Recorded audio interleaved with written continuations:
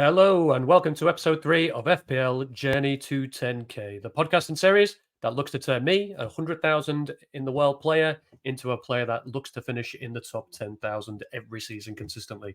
That is using a mixture of tools and the stats that are available, but also the guidance and the mentorship from one of the top 5 players in the world. Of course, that is my co-host, Mr. Matt Corbidge. Matt, how are you? Hey, Dave, you right? Yeah, all good, all good. I'm surprised you welcomed me back after I think I've cost you about 15 points in game week 1 with my pretty poor advice. So thanks for having me back. Yeah, it was meant to be to help me to gain points, wasn't it? This thing, but you've got 37 weeks to redeem yourself, so I'm sure you will. But yeah, how you feeling now? We're live and we're back in the game. No, all good. It just brings back a weekend of pain. it's good to That's true. Good to be back, and I think we're all the unluckiest managers around, right? I'm looking at all the players that have all not in my team. Super lucky. That was probably in one of your drafts. With the best picks. Yeah, exactly. Yeah, right. It was going into Monday. That was the one that hurt. I've still got 3 players, and loads of people might have one, and maybe none.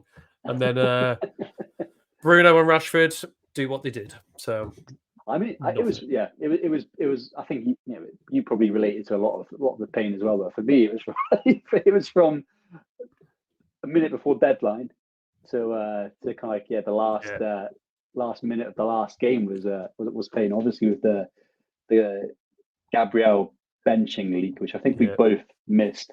Yep, absolutely. started off with a bang, and then obviously kind of finished with Onana getting his 9 points, kind of like after jamming lots of save points from back passes from the Wolves players, and then taking out 2 of their players, right? So yeah, welcome back. That's it. We don't want any written complaints about the whole only 4.5 million goalkeepers are worth it, because you're right. He was lucky to get. He could have got -3 quite easily with a red card and a conceded 3 goals. But yeah, look to the draw. But yeah, I missed the Gabriel one completely. I got the Stones one, so I posted my team maybe half an hour before deadline, and then I had to change Stones prior before the deadline finished. And I was like, which City player? And you know what? I'm fed up of Pep Roulette before the games even began. So I just thought, I'm not even going City. I've ended up with Luke Shaw. Got a clean sheet, maybe a booking, but he got a clean sheet. So not a bad one to replace him with. Who did you go for in the end? Yeah, I kind of had the same conclusion. So I was a bit... I caught the City news because that was like nice. That was pretty early. But I'd already settled on not having a City defender by then. So yeah, I was kind of disappointed it kind of leaked, because I was kind of hoping that a lot you were ahead of the curve. Diaz, Stone, and Guardiola in their team. But no, I kind of went double Chelsea, and yeah, the reason why I settled on it was, do I want to be having that stress every week when I'm looking at the team sheets? There's so many centre backs there, right? They're so stacked. I think you could argue any pairing is the best in the league at that position, right? So I was like, that's too stacked for me to go there. And I also looked, the nice fixture run from the City has, probably from about game week 3 or game week 4 onwards, for a couple of weeks. There's attacking players that play in defence that for other teams that have really nice fixture runs, like Chelsea, for example, Spurs potentially. I know they're not on the level of City, but I might want to go there instead. And I felt that my City defender would just be a blocker. It would annoy me. So I kind of sat on my back 5 was Baldock was the bench fodder from Sheffield United, Reece James and Chilwell. I played Chilwell over James, which actually kind of like the Twitter community were pretty, or X, whatever you want to call it now, they were pretty helpful of me landing on Chilwell over James. So some good logic there on him being on corners, being potentially a kind of winger in the setup as well. So glad I went there. Gabriel, of course, who played 73 consecutive Premier League games for Arsenal, and then who else I had? Estupinam, of course, who everyone I think is pretty. Most people had him and probably pretty happy with how he was, pretty attacking. So I avoided that City trap. We'll come on to it in a little while, but Estupinam was unbelievable in terms of his actual outputs. Now, we might have only got 7 points, but again, I'll show the table. But in terms of expected fantasy Premier League points, he was actually top of the ticker, ahead of Haaland, who got 13, ahead of Isaac, who got 13, ahead of Varane, who got 14. Estupiñán should have, in theory, got the most FPL points, so clearly on, doing something right. But yeah, you'll see it. I don't have any Chelsea defenders. I'm watching that game. I got away with it this week, luckily, because it was Shaw or Chilwell, and Shaw got the clean sheet. Chilwell beaten by 2 points, I think. But yeah, I was panicking especially when Chilwell scored and before he got ruled off. I thought I've messed up. But I've got away with it. But I need him. I need to get Chilwell. But we'll come on to that because that's within my planning. But let's bring up the teams. So there we are for game week 1. So I'm on the left, you're on the right. Not much in it. Different players, but very much the same score. Just shows you the difference. At 1 point is 300,000 or 250,000 places. So obviously still very compact with it only being 1 week in. Yeah, it's looking good. So you're on 74, I'm on 73. So both went Pickford. I'm quite happy with Pickford. I know I persuaded you not to go on. So sorry for losing you 7 points there. But I mean, I think United were very shaky. He was like, even without that kind of penalty call, I think they were 2.5-ish XG, kind of like to be conceded, like on a typical game. So I'm kind of happy. I went Pickford. Pickford, I think he had two shots on target, kind of like against the opposition. He let in one. Like, I'm quite very happy with him. So it is what it is. Chilwell, 7 points, delighted. Gabriel, I'm kind of laughing at actually, because I was a bit disappointed he came on for the 2 minutes at the end for 1 point. But looking at your team, you saved cash coming off the bench for -1. So you're getting pretty lucky, aren't you, already? That one, I mean, he did. Now, I like Cash. I'm a big fan, and I have no plans to get rid of him. I think Villa's fixtures are going to be pretty nice, but in this particular match, that thought had to come on with 4 minutes to go, saved me 2 points. So thank you, Arteta. But yeah, both got Estupiñán, who was kind of like great. I thought Brighton looked a bit leaky, but like generally with everything today, it's too soon to say anything really. So like any comment is pretty reactive. So that's the general sentiment all ground. I think it's too soon to say, but yeah, he looked great. Brighton looked great. They were playing Luton, as we knew that is probably one of the them and Sheffield United look the worst teams. Like I think people would predict that going in. I think the games for the weekend kind of like backs that initial view. But yeah, he looks really, really good. And midfielders we're the same, right? So Mbamo, I think if you don't have him in your team, you're not playing fantasy football kind of like correctly, because he looks great. I know he was on penalties, but even without the penalty, I think there was like clear-cut chances that he missed. He was on 4 set pieces. He played the full 90, which is something that he wouldn't normally do when he was playing behind Tony. So yeah, if you don't have him, I mean, I don't know what you're doing really. And like, there was a theme from this weekend that penalty takers made a difference, right? It's always a smart tactic. So 6.5 nailed player in a decent kind of team. I think you've got to have him. So really happy with his performance. You went Martinelli, I went Havertz. So I'm already feeling a bit nervous about Havertz. But the thing that shifted it really was the change in formation. I was very confident. I was making a bet on Havertz starting and getting minutes, but I wasn't making a bet on Arsenal playing a back three. I was hoping Havertz would either be playing in a midfield three, and he'd be the kind of furthest ahead with Odegaard a little bit deeper, and then kind of like Rice playing as the anchor, or playing as the number 9. He was kind of playing as a bit of a left-sided 8, kind of like the same position as Odegaard. So like, I wasn't expecting that. So he looked okay in his highlights. Like he was always in and around the box but Nketiah was like sucking in most of the kind of the balls and whatnot. But like, yeah, Havertz was in decent positions. But yeah, kind of Martinelli wasn't the better pick. I'd much rather him. And like, yeah, great assist. And yeah, we both got Fernandes and Rashford, who were very underwhelming. So I'm not going to be too reactive there. I think my observation there is Rashford is so much better as a winger, cutting in rather than being a centre forward. So it's a shame Martial kind of like didn't play, or the new signing. Obviously, he's kind of out for a fair bit, but he was pretty blunt. But Fernandes got some decent expected assist stats, so he's still a quality player. But I think the midfield three that United have, there was no build-up or what at all, right? Mount was far too advanced, and as was Fernandes, and Casemiro was just there by himself. He's not a good distributor, right? So I think probably the natural solution for that would be bring Fernandes in deeper to start the play. So like he's a wait and see. So it's far too early. He's a great player. He's on pens, which is always a big thing.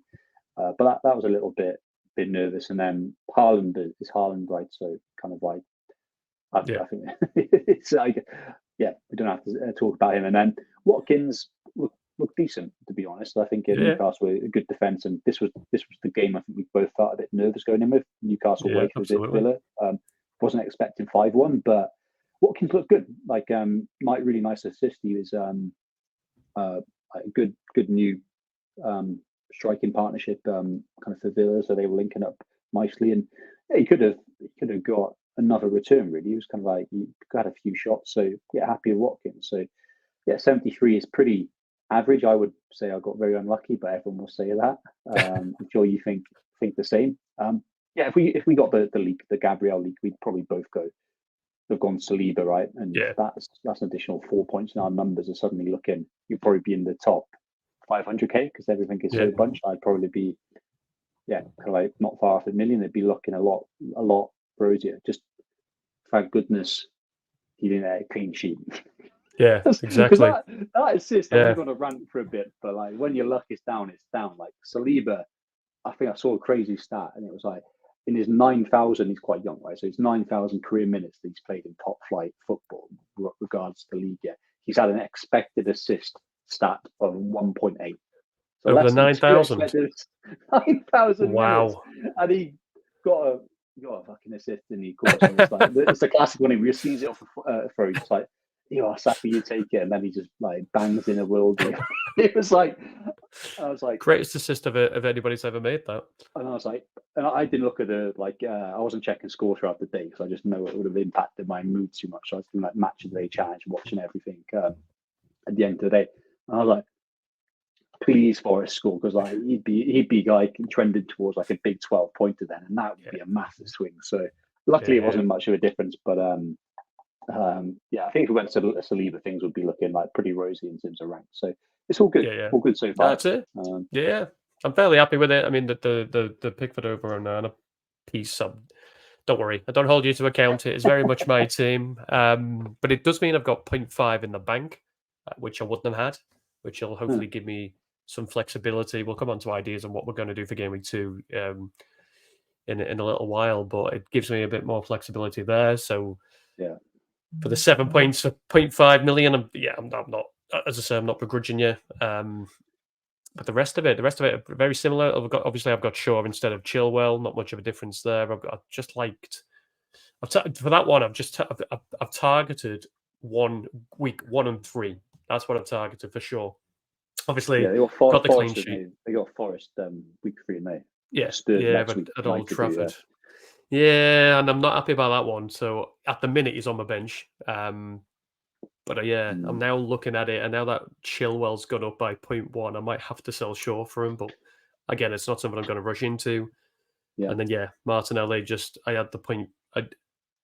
Basically, I could afford him. Simple as that. And I thought, who for me, with Jesus being out, is Arsenal's second best attacker after Saka, and in my head, it's Martinelli based on what he did last season. So I agree. I think with Odegaard, even though he's more expensive and like people say he gets more minutes, I think Martinelli, especially in this early stage of the season, he's going to start every game, right?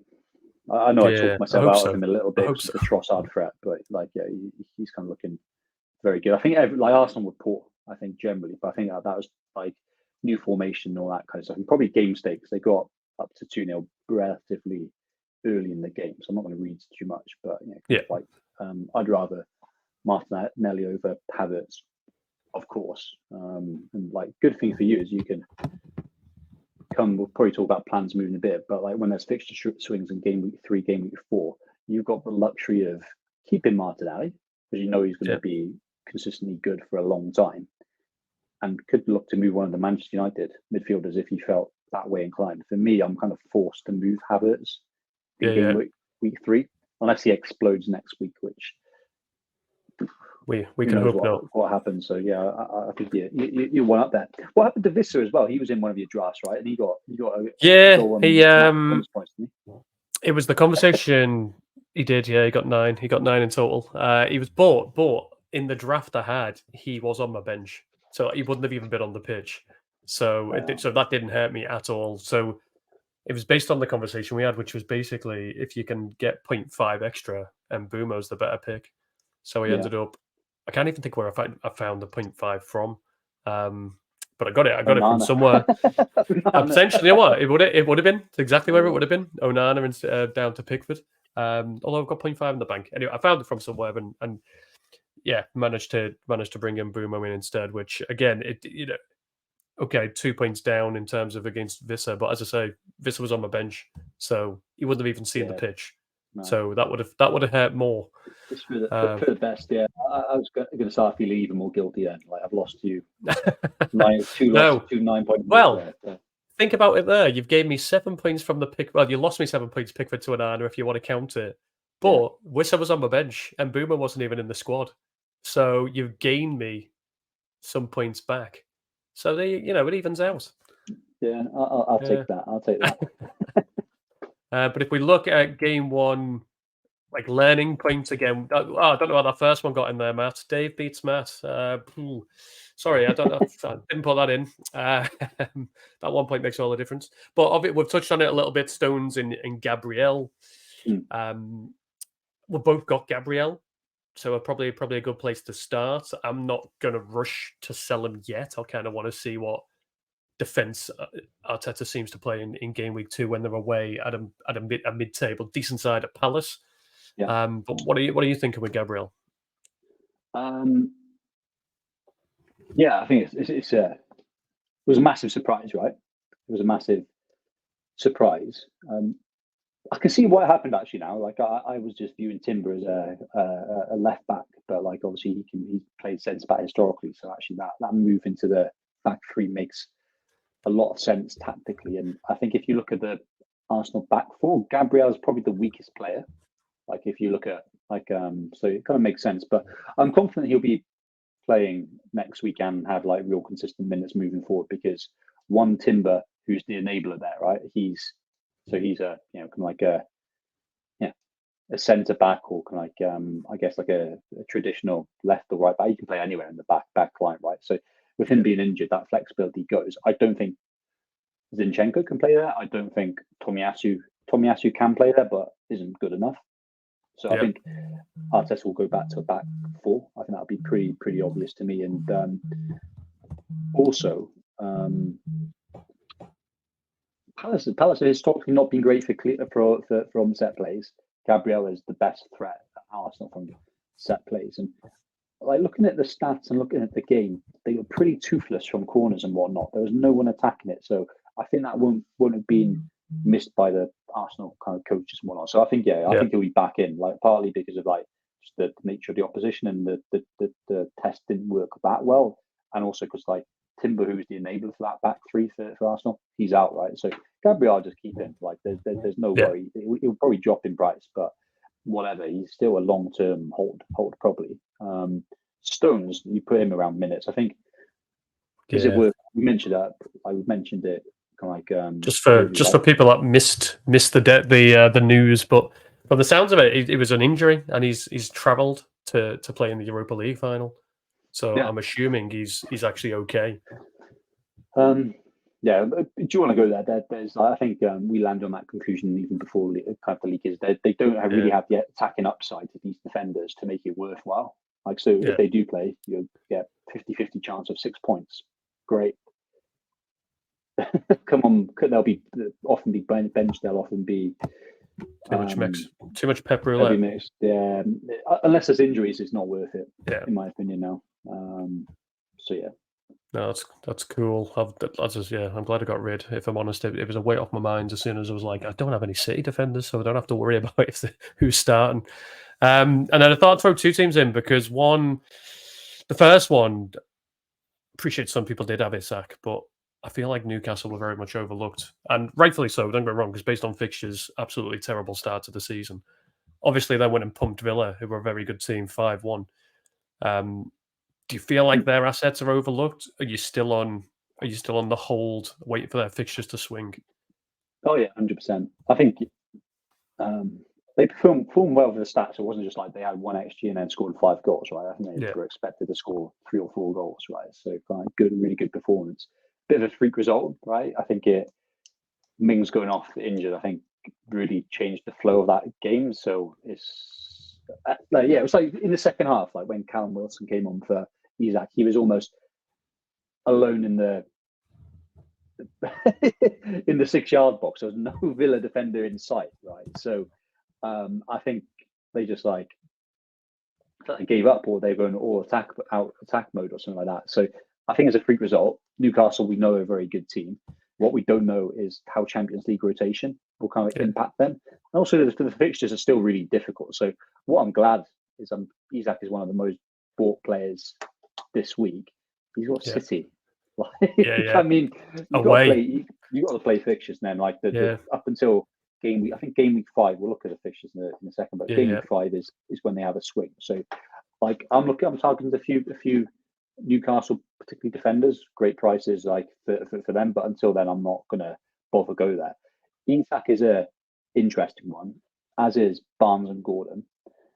I think you want to go for minutes is really important, right? Getting guaranteed minutes is kind of really important. And Isak, we think he'll start most games, but Callum Wilson may start some games. But whoever's playing out the two, we know the other one's going to come on after 60 minutes. So it's too much of a minutes risk for me. And the same goes for Almiron. Is just not a very good player. Like, he overperformed and got very lucky for his run last year. So we'll ignore him for the time being. From a fantasy point of view, I'm sure he suits the Newcastle system pretty well. But on the left-hand side, like Harvey Barnes or Anthony Gordon could be really interesting. They both look good when they came on. But again, who's going to be the nail starter? We don't know, right? So just sit and wait. Someone might get injured. It might become clear that someone's a real kind of favourite in those positions. I think it's too early to go there, in my opinion. Sticking with that. Looking at the fixtures. Are you tempted to go there, or are you like, no? Because I've got nobody to go. The players that I'd even consider. Number one, you're right. They've got City, and then they've got Liverpool. Now Liverpool looked the last 70 minutes of the game against Chelsea looked horrendous, and Newcastle could probably beat them 5-1. That's how they play. But hopefully that gets sorted out. I'm expecting it to get sorted out a little bit. So the next 2 fixtures I don't like at all. I'm also the only players I'd get would be an Isak or a Wilson. I don't rate Anthony Gordon at all. And I'm not, just don't. And I think me neither. and Barnes will be good if he. Barnes would be good. Barnes is a good, but again, it's minutes, so it'd be Isak or Wilson, and to get them, I'd have to sell Watkins, and Villa's next 2 fixtures are really nice. So I'm staying away. I'm also onto that 4th point. Man United, is it too early to jump off? And I brought that up just because I see a lot of people after yesterday's fixture and results just already looking at who they can lose, who they can sell Fernandes and Rashford for. And for me, United were terrible, but it just feels too early, because then the thing with United, they always seem to show, against Tottenham. I don't know why, but always against Tottenham they show up. Tottenham's defense wasn't great against Brentford. They're still getting used to a new style of play. United won't have the defensive team that Wolves that set up against Tottenham. Tottenham are a more attacking side, which could open up space for United to exploit. I think a Tottenham opposition suits United more. I expect as stupid as it sounds, and it's easy to say in hindsight, but I expect United to score more against attacking teams than defensive teams. I don't know what you think, but I wouldn't be surprised if Bruno and Rashford both come out with 10 points at the weekend. I think we said I deliberately avoided Shaw and Onana despite the on paper good first fixture. I was very surprised, and I thought Wolves looked really good. Right, I thought they were going to be awful with O'Neill coming in so last minute, but they've been historically a solid side, and they've still got their kind of core like added to it. It's just like lacking a striker. So I was quite surprised. I did overlook them. I viewed that as a really easy fixture, but I was keen not to triple up because they're always overhyped. Manchester United, I think they're not. They're going to probably struggle to make top four. They're like a decent team, but not an incredible team, right? So that's why I didn't triple up. I mean, I don't think it's just too early to make any decisions. Do you know what I mean? The reasons why we brought in Rashford and Bruno still apply, like decent looking fixtures. So Spurs, I think I agree. Spurs are really open as well against Brentford, and the stats suggest it. So, and they've got this kind of new attacking philosophy, right? So they could be pretty wide open, right? So it could be a higher scoring game, which is pretty cool. So I'm viewing that's an okay game for attackers. Then there's Forest, who did look good against Arsenal, admittedly, but you'd say on paper that's a decent fixture. Then it goes into some more tougher games, but like it's still a decent schedule.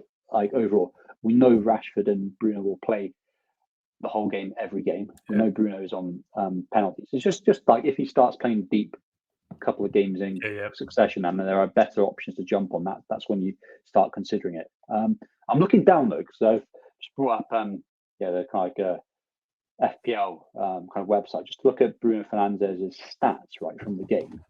Yeah, he still had an expected goal involvement of 0.76. Oh right, okay.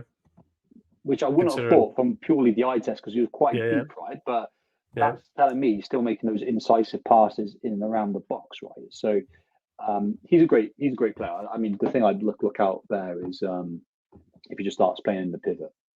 But I think there's a solution there, which is kind of Eriksen starting games or Martial starting up front and Rashford being moved to the wing. So it's too early to say, right? The reasons why we got them in, we're going to stay on them. So I'm sticking. Hold for now. Yeah. I think that's fair. No, I'm with you. I'm glad you agree, or I agree. Should be really the way I position that. We need some more conflict on this. Let's have some disagreements. We'll get there. We'll get there. We'll just relook at that second point to Dave beat Matt. But this was I just thought this was quite an interesting table, just to bring up the best performers. Again, we don't have to spend long looking at it. I just thought checking it out, so it might help some people with maybe some decisions. So the big one that shocked me on there, well, not so much because Estupiñán had a great game, got an assist, but he was in theory the best player of the week from an FPL points point of view. So that's how this table's listed. So Estupiñán top, the Sarsi, if that's how that's pronounced, in second, Chelsea defender. Haaland's not even in the top five. Haaland's outside the top five. But to your point before, it's one game, right? And Brighton were playing Luton at home. No offense to any Luton fans, but that's not probably the easiest fixture you're going to get all season. So how much do you pay attention? It's interesting for trends, right? Do you know what I mean? But like, what after 1 week, like you said, it means nothing. It's so dependent on individual circumstance, who you play in the first week, like what the exact moments are. But like, it's a good view to see like whether you got lucky or not. I think what's clear for me is like looking at that expected FPL points there on this table. Taking penalties is important, like we said. So we got Morris there from Luton who took the penalty. We got João Pedro. So well done, people who went there with him. I think I was worried about him. I think he looked dangerous on the game and looked pretty more central and vital to Brighton's attack than I thought. Well done, people who made that risk. But we knew he was on penalties and we knew he was playing Luton. So maybe got away with that. Hopefully that gets as a non-owner, that's as bad as it's going to get. But we'll see. But obviously he took pens and Bomo took pens as well. So penalties make hell of a difference here. But some interesting stats from those attacking defenders. I'm quite happy to see a few names in my team there. Estupiñán, Chilwell. It was a great performance by Chilwell. Like I thought he looked like peak Marcus Alonso. Was a bit of a fantasy legend. Like a few years ago, like Chelsea when they were playing wing backs. There was times when him and Reece James were just pinging it to each other, like cross pitch, and like in the final third, it was like awesome to see him. Like the finish was great.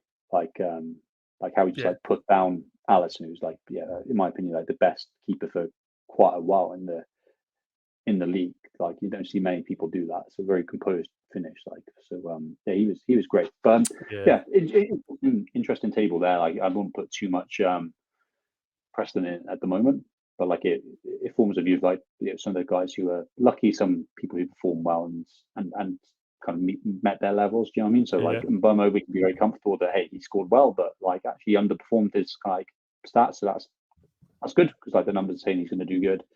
So like some interesting names there. Yeah. I think not really much to add. It's nice to see. So I'll come on to it. Chilwell's on my top of my hit list. I need him. He's fifth with expected points of 8.62, mainly on those assists, but also 0.26 expected goals for a defender.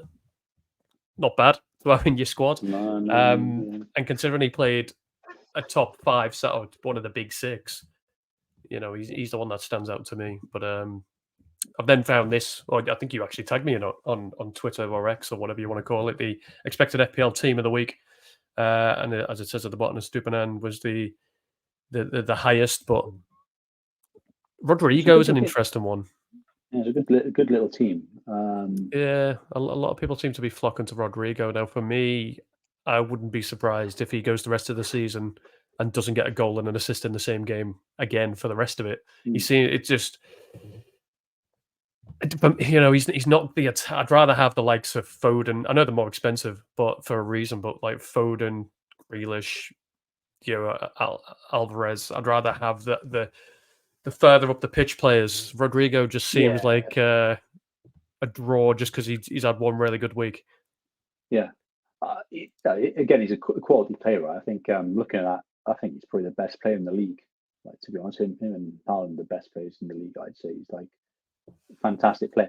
I mean, one to keep an eye on, right? Because like we know, Man City attack is interesting now because De Bruyne has been recently kind of confirmed out until about Christmas time, right? So like that means that there's, I don't know, 5 like attacking midfielders going for 4 positions maybe. So like there's not going to be as much rotation there. So that'd be an interesting one. So it kind of makes Rodri less of an option. But if you did want to go for a nailed on midfielder, his position versus Kovacic would be something to keep an eye on, right? Yeah. Like if he's playing more of a advanced state, if he's had a bit more freedom to roam, it didn't look like that was the case. But if that did happen over a few games, he could be an interesting prospect. But like no one with any sense would be going for him now. Bowen's an interesting player, because I noticed he played striker. We know he can historically score pretty well. I'm kind of like avoiding West Ham at the moment, but like if and when their fixtures change, he could be quite interesting. Again, a guaranteed player, good player as well, good finisher. So interesting performance from him. But some good names there. Like I think those attacking fullbacks, Chilwell and Stupinan stand out.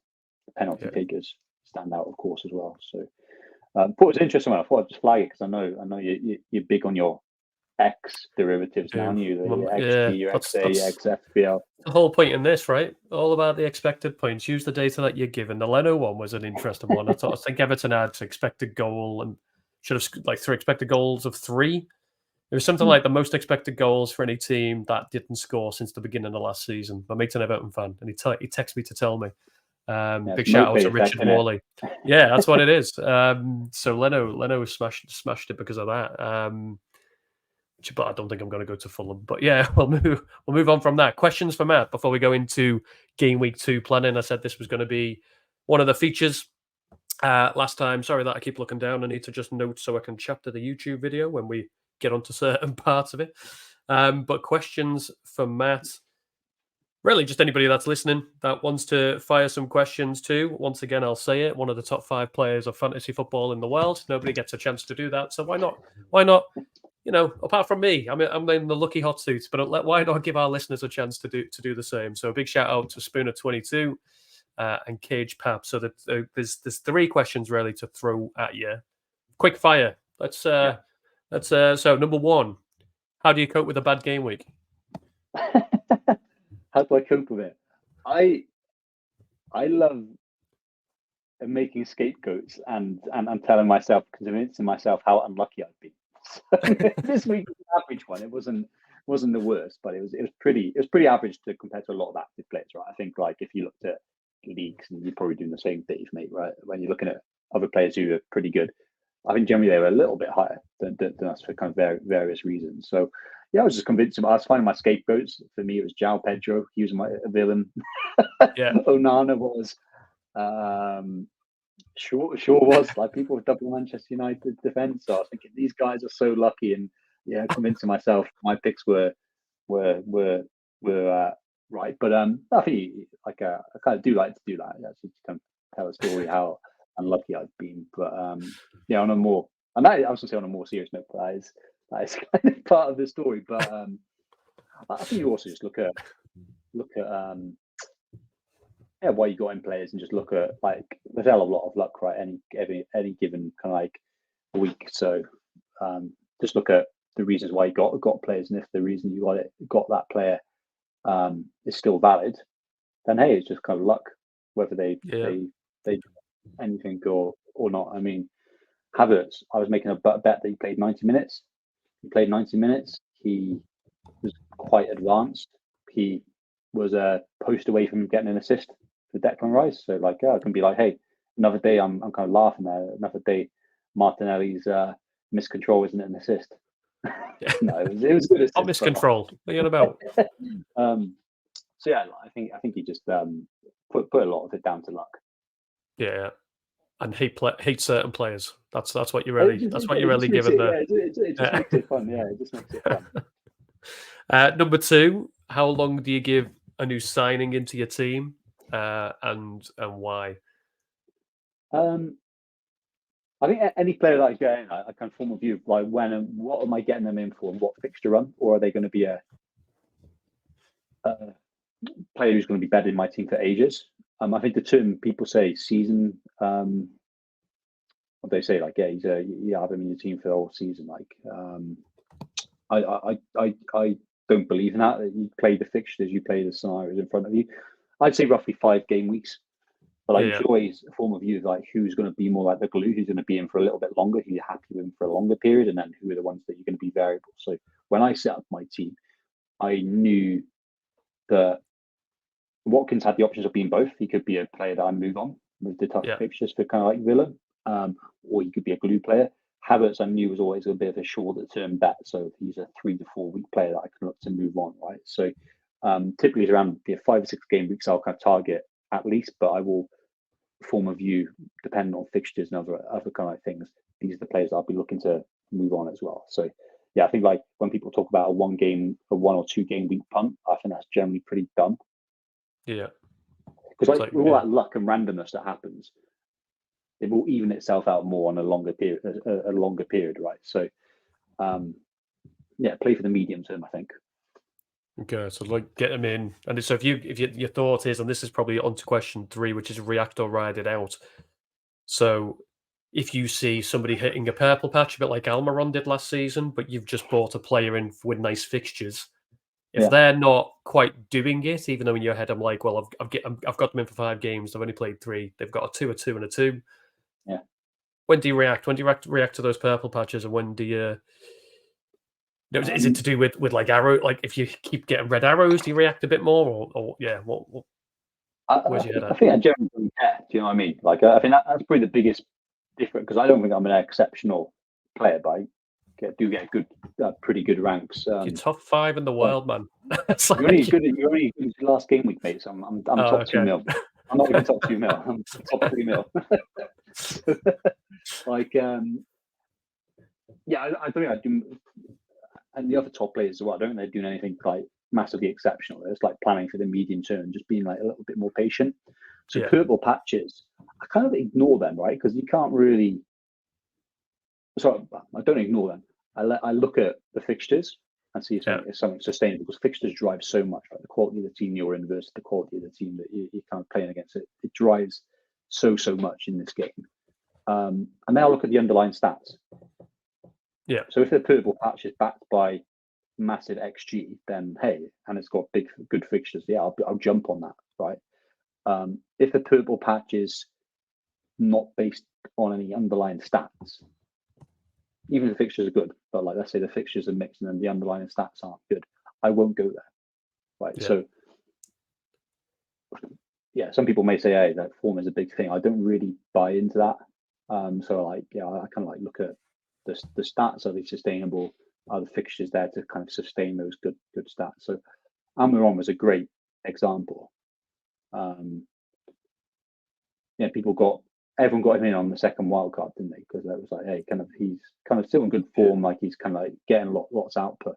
I knew the underlying stats were so unsustainable that it's not going to continue, and he wasn't heard of for the rest of the season, right? Yeah, disappeared after the World Cup. You can't really predict, right? Like, is Mbama going to start a purple patch now because he got a pen?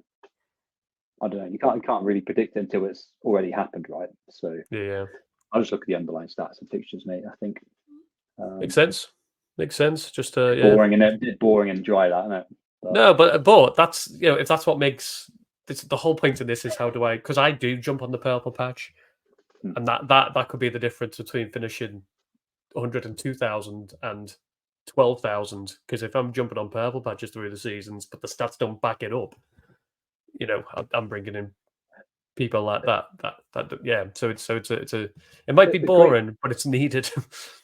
I think there's a hell of a lot of temptation. So let's say it's probably a bad example, but we'll run with it. Isaac, right? Because we know he's got mixed fixtures. He's got difficult fixtures coming up and like better ones, but he's got mixed fixtures, right?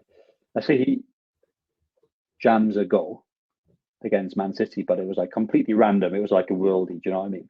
Yeah. Everyone be going mad because he's a great finisher and whatnot. But that was like the only touch of the game that he had. Like people would move Jackson for Chelsea has another game where he gets over 1 expected goals, and his next game is Luton. I bet there will be lots of, but if he blanks again, I bet lots of people will jump from Jackson onto Isaac.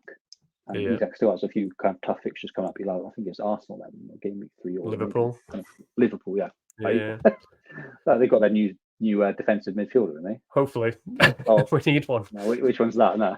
Yeah, the one that's going to Chelsea.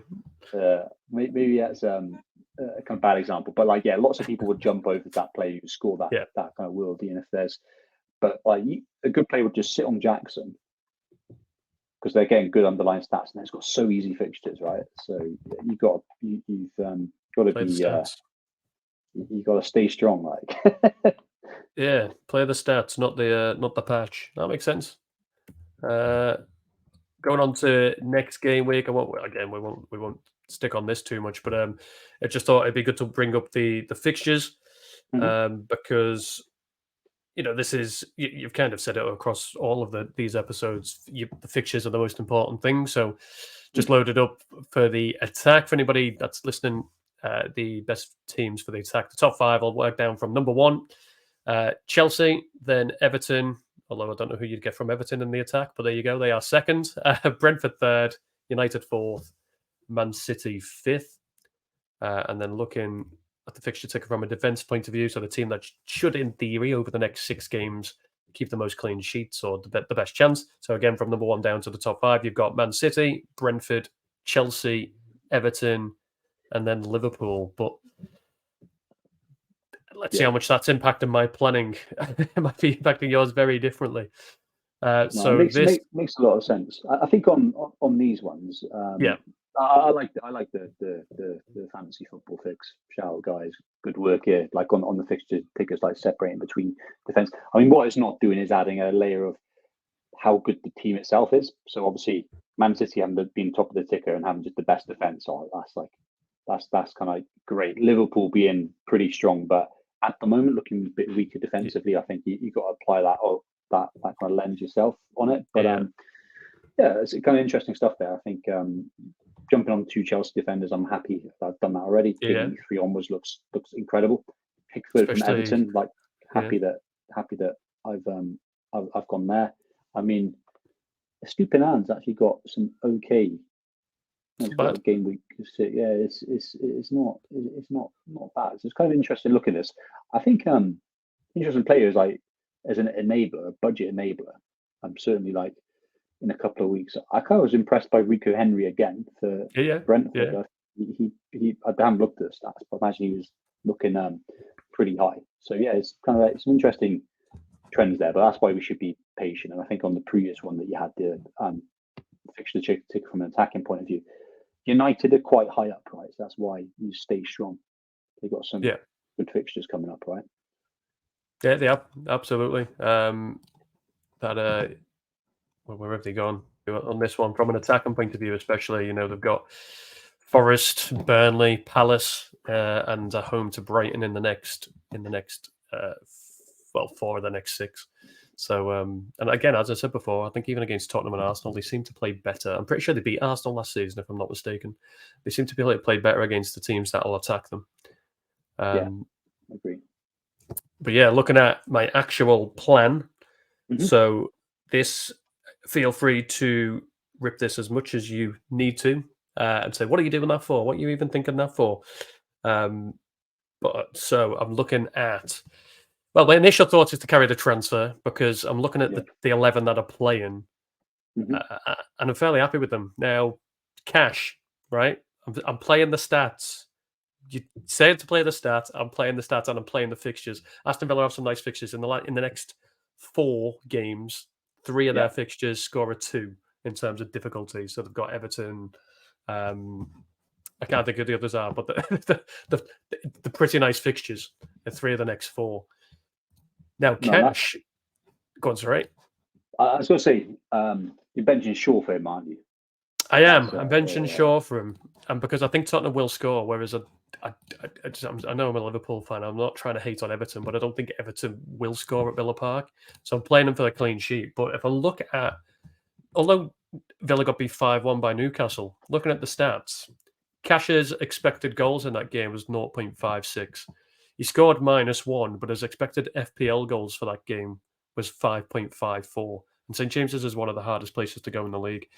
Let's put it this way: if you mentioned Henry a minute ago, who did look really good, his expected FPL points was 4.68. So Cash was nearly a point ahead of that. So I'm a big fan. I'm a big fan of Cash. So for that reason, I feel more confident in him playing than Shaw. You'll see other considerations and future planning. I want Chilwell, and I could very easily bring Chilwell in for Shaw this week. I've got 0.5 in the bank, so that price increase makes no difference to me. I can still afford him. Yeah, but I don't know if I'd drop out my 11 to put him on the pitch. I'd be forcing my hand. Yeah, I think I'd be carrying the transfer. I don't think that move that you want to do there again. Chilwell then is worth having the flexibility. Like you can take your team in. So many things can happen in a week, right? Everyone's making there's so many narratives after the first week. Imagine what it's going to be like in the second week with more data. There'll be more people like finalizing their teams after kind of the transfer window getting closer to kind of closing. So I would roll it for sure. I think there's no surgery needed here, and having the 2 transfers next week is really good. I'd play Cash over Shaw as well. I think purely on clean sheets, I think Tottenham away versus Everton at home, I think Aston Villa have a far greater chance of getting a clean sheet over Manchester United. That's regardless of the Wolves' performance. Well, we'll ignore that. I think I'd go Cash for sure. Yeah. I'm not ignoring the Wolves' performance. That's part of the reason, because Shaw's expected goals and assists was 0. Bang on. Not even 0.01, 0. And I think his expected points was 2.7. And I'm thinking, at home to Wolves compared to away at Tottenham, I'd appreciate it's only 1 game sample, but yeah, I just think Cash is the better pick. Good shout. Yeah, I wouldn't put too much precedent in the stats because there's so much circumstance with 1 week. But like Villa against Everton at home, United against Tottenham away. Exactly. Everton at home is a better fixture, and that's before we even consider Cash being more attacking in the setup, but potentially. Is he nailed to start? I hope so.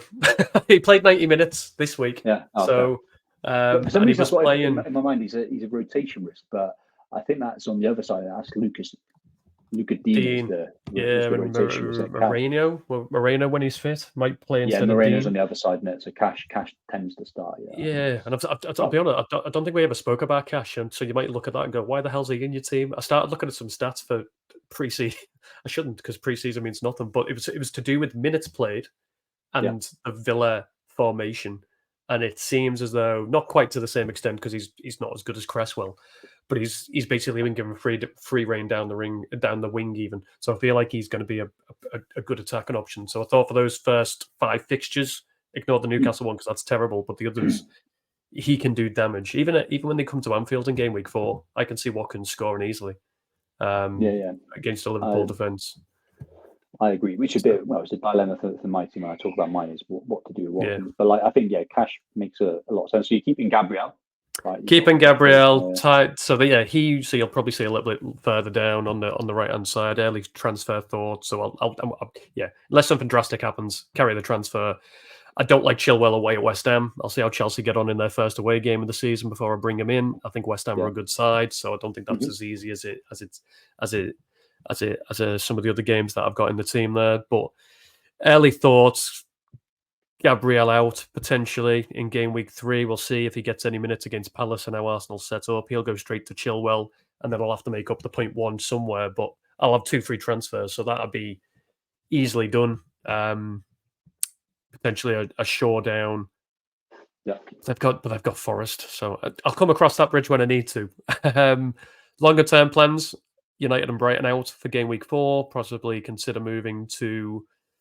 I like the idea of Chilwell and James. I do. I'm not copying you. I promise. I do like the idea of having both of them, but I also like the Newcastle assets. So that's more longer term. But for this week, I'm pretty sure. Yeah, I'm just going to carry the transfer.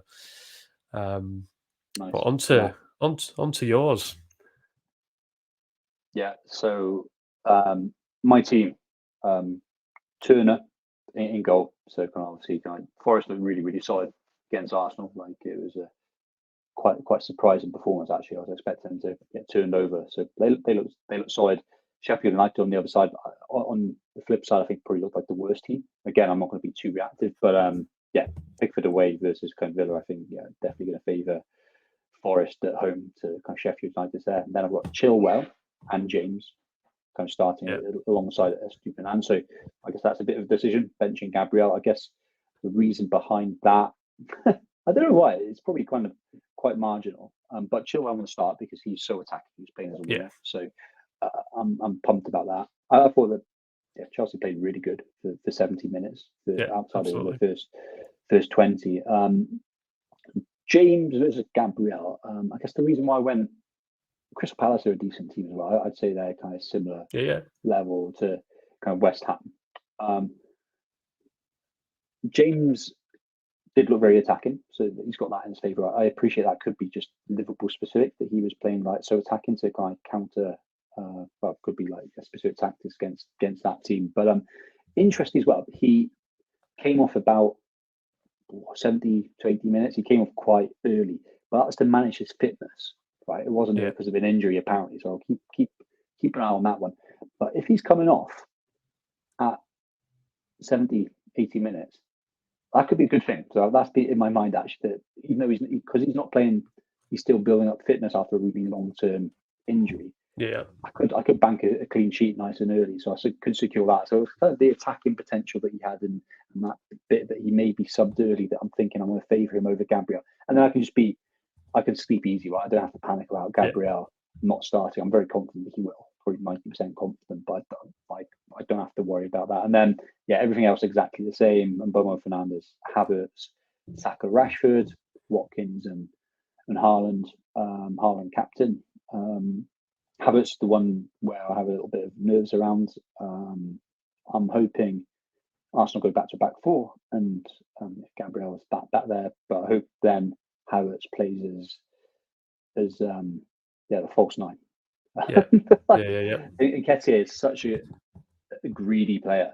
Like actually, I think when he scored the goal, so it's like he did, well done, But Havertz was like next to him, completely open, like past him. So like, I'll see how Havertz goes, but he's the one I've got a bit of nerves around. Like, I think just based on where they are at the moment and winning Community Shield and they're going to win their first game.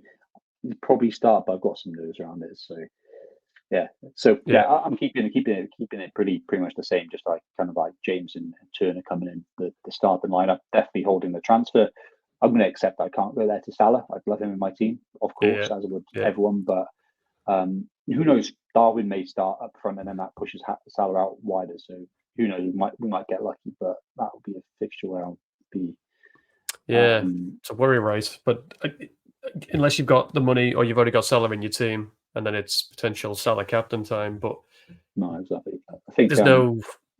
Those are the Liverpool attackers. I know Diaz picked up a goal, but Gakpo seemed to be moved into the midfield. Jota played up front. But as you say, Diaz might start instead. It could be Jota's on the left and not Diaz, sorry, Nunes could play up front instead. Jota could move to the left, and Diaz gets benched. Who knows? No, exactly. Nailed on players is the key thing. I think that's like your bare minimum, right? So, like Salah's the only one we know at the moment that's got that. So, I'd love to have him. I think the people who got João Pedro and Salah in the team, enabled by João Pedro, they pulled a blinder. Fair play. Like, we'll see how much flex you have moving forward. But that's like a good initial setup. But yeah, not there on Salah, but like I think the team looks pretty solid. I obviously put some of my initial thoughts around future planning. So I have 2 transfers, unless there's some drastic news around injuries and stuff like that for game week 3. There's the Chelsea fixture swing, kind of starting with like Luton and then to a lesser extent Spurs. An interesting development that I hinted at kind of earlier is the De Bruyne injury, meaning that actually the really nice fixture swing for City, which starts around game week 3, game week 4, that comes into motion as well. So really, before it was like who's going to play, because you've got Alvarez, Bernardo Silva, Foden, Grealish, De Bruyne, all kind of vying for the three positions behind Haaland. Obviously, De Bruyne is out now, so it's only 4 really. So the rotation risk is reduced significantly. I mean, Alvarez it's a bit more difficult to go to him because he's a striker rather than a midfielder. So structurally, my team, it doesn't work as much. But and then Bernardo Silva and Grealish, they don't get enough expected points. They're not direct enough, like for fantasy. So good players, but almost irrelevant in a weird way. So yeah, Foden's the one everyone's keeping an eye on, right? If he starts, I don't think he's really played in the 10 though. He's always played on the wing, so we'll see what happens there. But it could be an interesting one. But like, yeah, Chelsea, Spurs, Man City midfielder there, or my like list of players that could be targeting. Ones in my team that could be moving. Havertz is number 1.